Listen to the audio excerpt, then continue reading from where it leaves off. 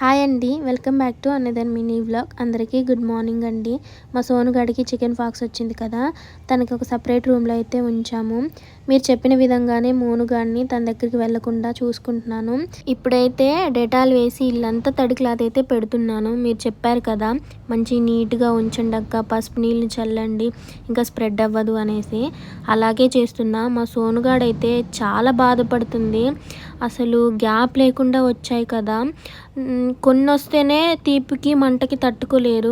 పాపం ఆ అమ్మాయికి కంట్లో కూడా వచ్చాయి. మనకు తెలిసిన ఒక అక్క చెప్పారు, కంట్లో రాకూడదురా ప్రాబ్లం అయింది అని చెప్పారు. అలాగే రాగులు ఉంటాయి కదా, వాటిని చిన్న మట్టి కుండలో ఒక 3-4 గంటల పాటు నానబెట్టి ఆ వాటరు ఒక క్లాత్తో ఇట్లా కంట్లో వేయాలంట. అప్పుడు కళ్ళల్లో రాకుండా ఉంటుందంట.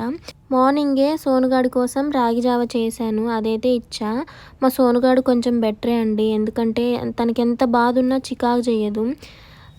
ఒక విషయంలో కొంచెం బెటరే. పాపం ఎంత పెయిన్ ఉందో తెలుసా, తన పెయిన్ చూస్తే నాకే బాధ అనిపిస్తుంది. తొందరగా తగ్గిపోవాలని మీరు అందరూ ప్రేయర్ చేయండి. ఇప్పుడైతే నేను రాగులు నానబెడుతున్నాను. వీటిలో కొన్ని జొన్నలు కూడా కలిసాయిలే, కానీ వేరు చేయడానికి టైం లేదు. ఇల్లంతా తడి క్లాత్ అయితే పెట్టేశాను. ఆఖరికి మా మోనుగాడికి ఎక్కడ స్ప్రెడ్ అయితేమోననేసి హాట్ వాటర్లో డెటాల్ వేసి స్నానం చేయించా. కలర్ చేంజ్ అయితే అయిందిలే, కానీ అవి రాకుండా ఉంటే చాలు. ఎందుకంటే మా సోనుగాడు తట్టుకుంది, కానీ మా మోనుగాడు చాలా సెన్సిటివ్ అనమాట, అస్సలు తట్టుకోలేదు. అందుకే ఇప్పుడు మా మోనుగాడికి స్నానం చేయించి మళ్ళీ ఇద్దరు ఎక్కడ ఆడుకుంటారేమో కలిసి అనేసి మోనుని ఇంటి దగ్గర ఉంచకుండా మా దగ్గర ఉన్న అంగన్వాడికి అయితే పంపిస్తున్నా. బాడీ అంతా లోషన్ అయితే రాశానమాట. మా మోనుగాడు ఇవాళ లేట్గా లేచింది, అందుకే స్కూల్కి అయితే పంపించలేదు. మీరందరూ కూడా మా సోనుగాడికి తొందరగా హీల్ అవ్వాలని ప్రేయర్ చేయండి ఫ్రెండ్స్.